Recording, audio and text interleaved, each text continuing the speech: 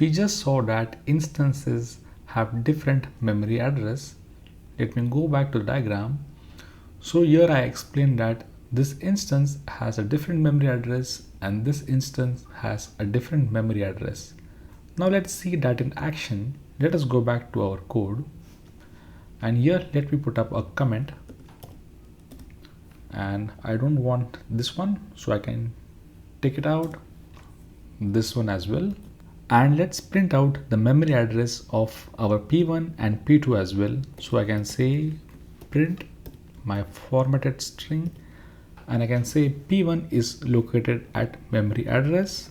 And if you have seen my video on higher order functions, we know that we can get the memory address from hex, and then inside we require the ID of the object, and we require the ID of P1.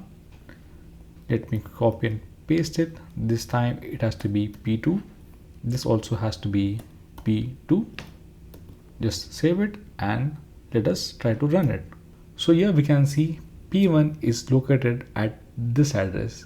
So here you can see this is 4763F and P2 is 479ED. So you can see we have two different instances at two different memory locations, and both of them have taken the design from the class of person, and the constructor was our init method. Let's create one more function inside our class. So let us create a simple function for greet. So I can say define greet, and as you know, the first argument should always be the self. Self always acts like a reference, and this one actually does not return anything, so I can say none. And here I can say print formatted string. Let me put the first name self dot first name, and then I can print a message saying that first name says hello. That's it. Just save your file. Now just one small technical detail. All of the functions that we create inside the class, they are called as methods. So let me put up a comment over here. So this is a method that prints a greeting message. So methods and functions is the same thing. The only difference is that methods are always tied to some class. That's why they are called as methods. Now let's see how we can call these methods. So let me go right over here. Let us get the first instance. So we can say P1, and we can call the method by dot and the name of the method. So we can say I simply want to invoke the method of greet on the first person. We can do the same thing on the second person as well. So I can say second person, and let me put up a comment. That's it. Let me save and let me run it, and here we have the output. Louis says hello, CC says hello. If we go back to the definition of class, you can see we have four different methods: init, representation, the string representation, and greet.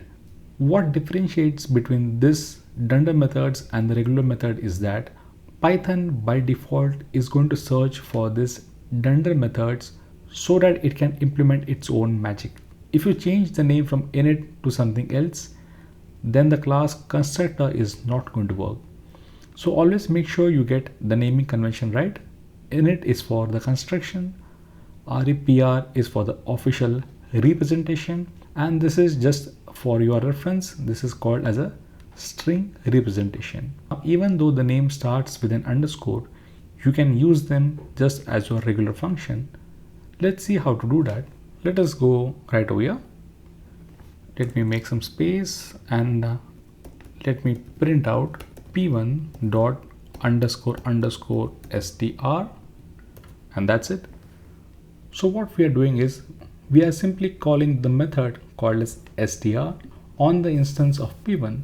That's it. Let me save and let me try to run the file, and here it is. We have the output of person Louis Zappa.